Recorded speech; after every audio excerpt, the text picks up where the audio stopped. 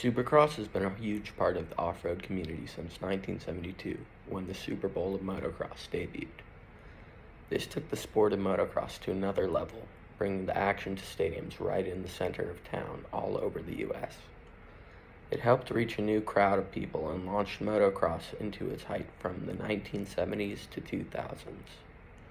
From the beginning of this sport, it was dominated by the two-stroke platform motorcycle, with major manufacturers such as KTM, Husqvarna, Boltaco, Honda, Suzuki, Kawasaki, and Yamaha, producing bikes for racing from 85 cc's all the way up to 500 cc two-strokes.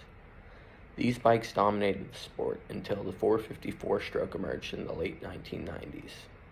When the 450 four-stroke was introduced, it would compete against the 250 cc two-strokes due to increased weight and similar power.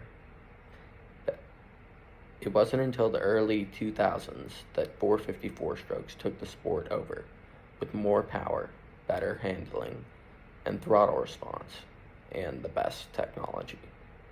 By this time, the sport was dominated by some of the same manufacturers such as Honda, Yamaha, Suzuki, and Kawasaki, but a new leader emerged, with KTM reaching the top of the scene and Husqvarna returning to the fight in 2014.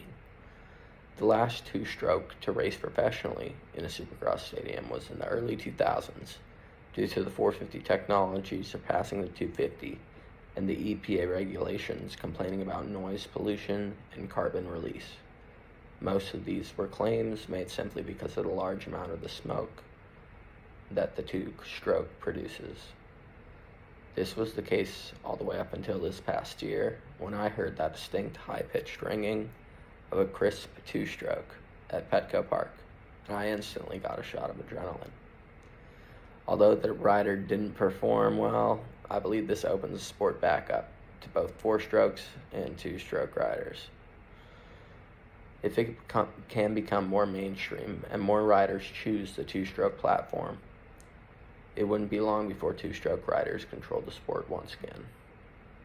The approved list of bikes allows 250cc two-strokes to compete in the 450cc class, along with all over 350 and 450 four-strokes, as well as 250 four-stroke riders who are now allowed to ride against the 450s. It allows 125cc two-stroke riders to race against the 250 four-strokes.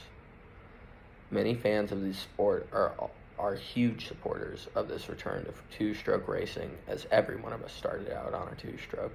And whether or not we stayed pure to that, it doesn't change how every rider has a soft spot for that sweet singing two-stroke sound and the smell of pre-mixed gasoline. After all, there is a reason one of the most popular sayings in the sport is, "If it don't smoke, it's broke." Although there is only two 125cc two-stroke riders in the 250 class and one 250cc two-stroke rider in the 450 class, me and many riders like me consider this a great move and hope that it will bring more two-stroke riders to the professional level.